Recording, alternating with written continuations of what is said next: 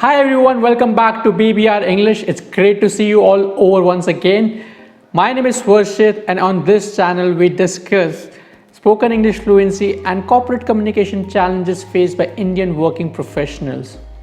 Today, I'm going to talk about 5 emotional skills that all of you need to have, without which you wouldn't be able to become a master English speaker. I will give you important reasons why those skills matter, as well as examples to make you understand them correctly. So let's get started. First of all, I need to clear up one misconception. A lot of clients that when come to us, they believe that just by improving their vocabulary, grammar and pronunciation, they will become a master speaker. And from their perspective, I can understand why they think so. But that is a limiting belief. You just won't be able to becoming a master speaker in English just by knowing these 3 foundational elements. Don't get me wrong, these foundational elements are important. Without using correct vocabulary, right grammar and using proper pronunciation, it will be difficult for anyone to ever be able to understand you. However, that is just the bare minimum. That is what you need to get started to take people seriously on what you say. However, with just all 3 of that, you won't be able to get very far. You need to have these emotional skills as well to make sure that when you speak, people listen. You just don't communicate, but you also connect. So without further wait, let's get into the skill number 1. Empathy, or the capacity to feel what other person is feeling. Empathy is extremely important as a speaker. When you are speaking and trying to make a connection, you want to be able to understand the audience's pain point. And every time you speak, there is a pain point when you're trying to communicate. If you're a political leader, you're trying to understand the voters' pain point. If you are a CEO addressing the shareholder meeting, then you have to understand the shareholder's pain point. You need to have an empathy on where those people are coming from, why they demand, what they want to hear, and be able to communicate exactly what their pain points are and what you can do to alleviate them. Without having any empathy, you will have a difficult time making connection and establishing relationship with anyone. Let me give you some examples for the same. For example, a new co-worker is starting at their job, but they're finding themselves baffled by all the bureaucratic processes and they keep getting confused. Now, they might be very shy to approach anyone and ask because they may feel stupid and embarrassed. But if you notice that, what you can do is go ahead and walk up to them and give them your suggestions or even guide them to the right people.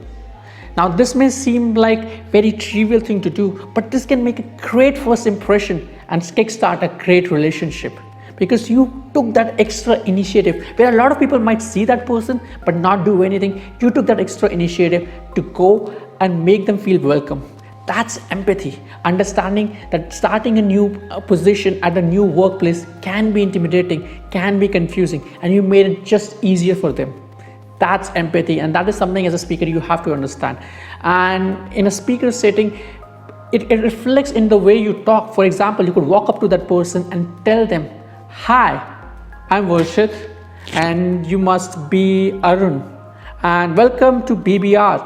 And I'm sure you're getting confused because it's your first day, but I think you should talk to XYZ person for these things. And if you have any difficulty with finance, then maybe talk to MQ and R." And this way, you're able to connect the connection with that person, understanding what their pain point was. Another example I can give you is when one of your team member asks for an early leave due to a medical emergency. And at that point of time, the best thing you can do is to show empathy and give them that leave without asking too many questions. Medical emergencies can happen to anyone, you, me, everyone. And you do not want to put that person in an awkward position where they have to defend and explain what this emergency is, how urgent it is, while they are stressing about the emergency itself, and also putting in additional pressure of how the work will get done. Have more empathy, understand where they're coming from, and communicate accordingly. Tell them it's okay that medical emergencies happen with everyone. Do not stress about the work. And while you take away that work and distribute it among your team members, which are remaining ones, you do want to encourage those people as well because they did not sign up for the extra work, but explain them that they can be in the same position and they would want the team members to share that load in that time of difficulty. To have empathy both ways, from the person who requires the leave and the person who have to take up the work, so that you can communicate effectively on what is what and make the system running.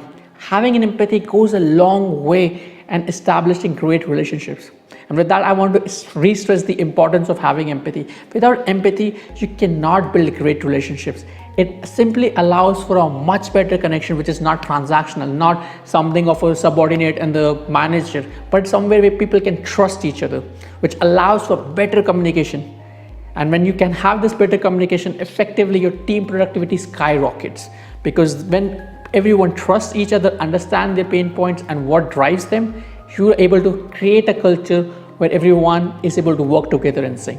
So having an empathy is important, not just as a communicator, but also as a leader. The second emotional skill that a great communicator needs to have to become a master speaker is active listening. And active listening is just not any form of listening. Active listening is listening with attention, listening with mindfulness, and most important of all, listening with patience. All of us have this drive to either jump up and say our side of the story or completely just tune or zone out of the conversation. But that is extremely hurtful to anybody you're talking to. And you might wonder that this is not speaking. You want to become a better speaker. But to become a better speaker, you also have to become a better listener. After all, communication is a two-way street. You just can't talk and then communicate. You need to understand what the other person is thinking, what they are feeling, what they are trying to contribute to the conversation. And that is how an effective communication is created. So having the active listening will make it very, very easy for you to have a smooth and transparent communication on both ends. Now let me give you a few examples on what active listening looks like. For example, if let's just say one of your co-workers is talking to you and they are discussing their next quarter plan and how they're going to present them at the team meeting, well, you let them talk. Do not interrupt. That's the first example. Listen to people, and even if you find out that they might be having some mistakes, or you could correct them, or you can provide them suggestions, hold your tongue. Let them finish. Maybe they already have identified those problems and have a solution is coming to them. And even if they haven't, you do not know if it's happened or not. But when you interrupt, you've cut their flow of conversation, cut their flow of talking, and they might actually become blocked in the way they were talking, and they may lose the confidence in their idea itself. So having patience and not interrupting is one of the core ways how you can practice active listening. The second example of how you can actively listen to someone is to paraphrase the speaker. For example, if the same coworker comes around and I have spoken their part of about the idea and contributed to the conversation, you can actually take a few moments, let's just say 30 seconds or so, and paraphrase everything that speaker has said. It works wonderfully in validating that other person, that you were listening to them, and then you cared enough to actually paraphrase those points, because that makes them feel that what they said was important, and more importantly, they are important. And as a speaker, your job is just not to sprout out words, it's to create human connections. Without connections, your being a speaker has no value. Nobody would ever want to listen to you. You could just be a recorder somewhere in the desert. So practice active listening by at least these two strategies. Do not interrupt and paraphrase every time you are in a conversation with someone else. It just gives them a massive confidence boost and validation. When you are practicing active listening, it increases productivity, because now the two of you or the more of you are able to generate better trust, have a positive vibe, have a better connection, and you're able to trust each other and work in synchronization over always cribbing and crisscrossing or trying to undercut each other, which is not a great team experience. So in an office setting, you want to be able to have that much better rapport with as many people as possible. Again, active listening helps in reducing conflict resolution massively. I mean, if there is a conflict, most of the time it happens because somebody felt they were not being heard, or somebody said something and the other person misinterpreted it. It could go in so many different ways. When you get all the parties to sit together and speak and make everybody else listen actively, you'll realize that most of your problems will just vanish. A lot of problems arise from this crisscross undercutting of each other and not listening actually. And finally, when you actively listen, you boost the person's morale. They just feel heard and validated, and that is one of the best feelings. Their morale just skyrockets, and that is something you want in your office setting. Specifically, if you are in a leadership or a managerial position, that is something you want to bring to the culture. That is something you want to bring to the table in every meeting you go, in every conversation you have, and every relationship you build. So practice actively listening as much as possible. The third emotional skill that you require to become a great speaker is to be able to understand the non-verbal cues sent by the listener. Now we're back on the speaker stage once again, and we love to talk. But whenever you're talking, you have to be able to understand how the listener is perceiving you. First of all, are they able to get you or are they confused? That is something you need to have, specifically if you're having in a small setting, a small intimate setting where you can talk face to face. You definitely want to pay attention to their verbal cues and see if their eyes turn into a funny ways and start looking like this, and a little bit of a V curve starts to come around onto their face, because that's kind of hinting that they might probably not getting or not liking what you're saying. And anytime you see those flags, you want to just pause and ask them, hi, are you able to understand what I'm telling you? Do I need to clarify? Should I slow down, or should I speak faster, or should I paraphrase what I just said? All of those things, understand from the non-verbal cues, because it's entirely possible that the people might not get you but not correct you. It could be for different reasons. They might be shy, they might be your juniors and maybe afraid to correct you or ask you to repeat yourself. This can lead to a lot of confusions and a lot of complexities down the line. So being able to understand non-verbal cues is extremely important. And let me give you just 3 examples on how you can start tracing non-verbal cues. First of all, see if people are reacting to what you are talking, right? Are they nodding along? Are they saying no? Or are they just pushing away and not trying to process what you've just said? See what reactions are you getting from the people, or simply are they disinterested? If you're sitting on the table and they've just pulled out their mobile phone and started looking into it, that just gets you an idea that how much people are showing interest. And these are the examples where people are showing lack of interest. A good interest might be something like they just focus intensely towards you. You have a strong eye contact towards each other, and they generally have a positive expression and a smiling face, like they're nodding along and they get what you're saying, and they might even be agreeing with what you're saying. And that is how you try to trace with the non-verbal cues without asking them all the time how they're feeling about what you're saying. And it's extremely important. Second, you might want to be able to observe the overall body language. For example, are they sitting up straight? Are they stooping forward? Or are they just sitting back relaxed and just casually? Because the first two suggest that they are actually actively interested in what you're saying, and you want that as a speaker. You want to make sure that the people are genuinely interested, and if they're say stooping back and looking here and there, then that's a very relaxed body language. And yes, they might be listening to you, but it gives quite a good idea that they are not very interested in you. And it's kind of disrespectful, but still, as a speaker, you have to see from your perspective that what you can do to improve the situations. Maybe what you're saying is just simply boring or wrong, and the person is in front of you is a senior who just do not have enough patience to listen to you. Now, this doesn't justify the rude behavior of just obnoxiously sitting casually, but nonetheless, that still gives you a hint that maybe they do not like what you are saying, and you need to correct either the content or the delivery of your conversation. And this is probably one of the trickiest one to detect. But if you see it, you pretty much know that you speaking is not being welcome, and that is the person is looking at the door or at their watch. They're just waiting for you to finish, and they're so restless about it, they just can't even stop to pretend to hide it from you. So if that is happening, you probably want to just stop, take a pause and say, you know what, it just seems like I'm taking a little too much time and you're in a hurry somewhere. Maybe let's connect again and continue this conversation at a later stage. But understanding these non-verbal cues are extremely important so that you can interpret what the ambience looks like and how the listeners are getting you. Because when you do, you are able to correct your behavior and make adjustments accordingly, and which is a hallmark of a great speaker. Not everything can be choreographed or memorized in the advance. You have to understand the setting. You have to understand how people are reacting to what you have said and act accordingly, or rather react accordingly or react proactively.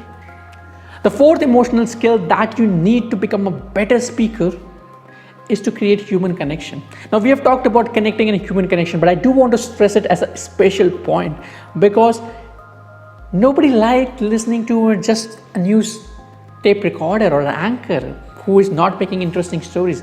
There is a reason in journalism reporting is called stories and not factoids, because stories is about humans. Facts are just boring facts. Only people who are interested in general knowledge quiz and trivia games are interested in them. But for the most majority of the planet, they care about the other human beings and how it affects that person, the listener themselves. And if it's not affecting them that much, Even if it's important, maybe there is a war happening in two countries, or maybe the economy is going up, but if it's not directly affecting them, it's a good chance that the listener might not care enough.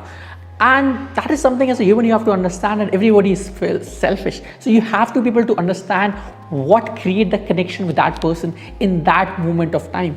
Maybe you can connect with that person in a lunch break over the conversation around cricket, but that is not something that's going to create a connection when they are stressed about an upcoming meeting or an appraisal. So you have to be able to understand where the person is coming from, what their pain point is, what bothers them, what they want to talk about, what they want to hear. Now your job is not to just pacify them and make them hear what they want to hear, but at least adjust the conversation accordingly. Do not bring out points that bother them. Do not bore them with conversation ideas which just do not interest them at that point of time. Create real connection, understand. And one of the two of the best ways you can do that, and these are my best examples for you, is to tell stories.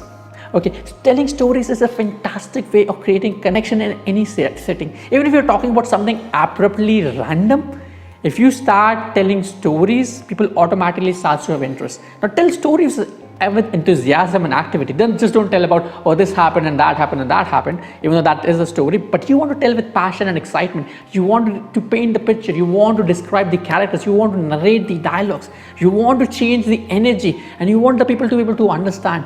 It might seem this is a little bit of an unprofessional for a corporate setting, but if you use the right tonality, it's really not. If you exaggerate a little too much, it might not be best in a corporate setting.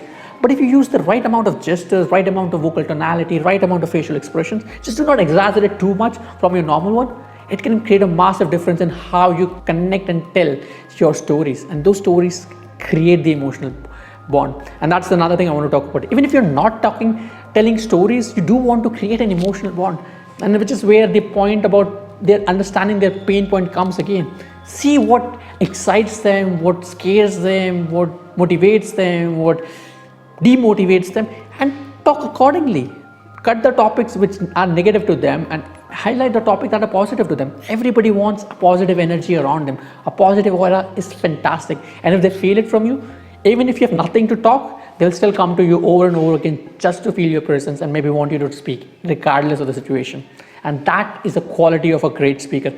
And it's incredibly important to have that in your social interactions, because that is how you became at a center of a social glue. And it doesn't mean that you have to be the limelight of the party. It's just you are someone where people can rely upon and turn towards when they are facing a challenge or a difficulty or want to understand. Because as a speaker, specifically if you're in a managerial capacity, you want to have this skill. If you're in leadership, you want to be able to inculcate these behaviors, because you want your juniors to come to you, you want your clients to come to you and not hide facts and their feelings, and then eventually blast them up in an unexpected setting where you were caught blind.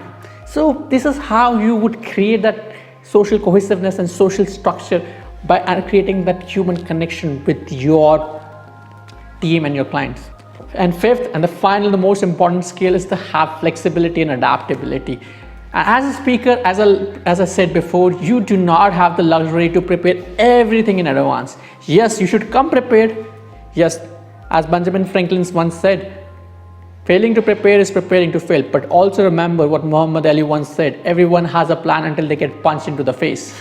Your plans probably will not work 100% of how you expected. And at that point of time, you are not supposed to leave or to just lose your nerve. You need to have that capacity to cope with unexpected circumstances. You want to be able to turn the tide around when things are not going your way. And even if things are going your way and better than you expected, you want to be able to show the right amount of enthusiasm which is appropriate. Maybe you made a joke, you didn't thought it was that funny, but you just made it out loud and everybody just laughs and laughs. Then pause your presentation and laugh along and show that vigor and enthusiasm. And maybe if you made a point that just brings out a visceral reaction from the team. For example, you are an analyst and you point out that the marketing campaigns are not working as expected. The marketing team might have a strong reaction to it, but doesn't mean that you just back off or you do not answer their questions. They might try to scrutinize everything you said and try to point flaws and also ask you questions you had no preparation for. But still, you would want to keep your center and evaluate each word thrown at you, each fact mentioned at you, and see what's the most objective response you can come up with. Yes, it's a bit of a paradox. You have to create an emotional reaction in other people, but on your side, you still have to remain objective. You cannot have an emotional reaction and just fight back. Be angry, be sad, or just be happy. No, you have to have your own center while understanding how the emotional center of the other people work and act accordingly. That flexibility is one of the greatest skills you can have as a speaker. Let me give you a very good example, which is a very common thing in workplace, and that is you are into a meeting, you're delivering a presentation, maybe to a leadership or C-suite team, and they start to ask pointed questions. And you may not have prepared for them questions. That doesn't mean that you didn't do the preparation, but those questions were unexpected, or maybe a little above your pay grade. But you can't just stay silent, or you can say apologize. You can't just apologize. You have to answer your best. And in case if you do not know, there's no harm in saying, I'm sorry, I do not have the answer right now, but I'll get back to you in XYZ days, or I will get back to you after consulting these many members because I need that information from the other team, which is entirely fine. What you can't say is, oh, I'm sorry, this is beyond my scope of work, I can't answer you, which is just just throwing away responsibility and absconding from your responsibility as a speaker and as an employee. But understand, this is a very common scenario, and you would want to be mentally prepared that this is going to happen, because the only preparation you can do is to have a mental confidence in yourself that you can handle the situation. That's the only preparation you need to have. So these were my 5 emotional skills for you, without which it's impossible for you to become a great speaker in English. If you have learned the basics of vocabulary, grammar, and pronunciation, start focusing on these advanced emotional skills, because they will make the conversation incredibly amazing and charming for everyone you're going to talk with. Everybody is going to leave a little bit more impressed and happier after having a conversation with you. And as a speaker, that's what you want to do.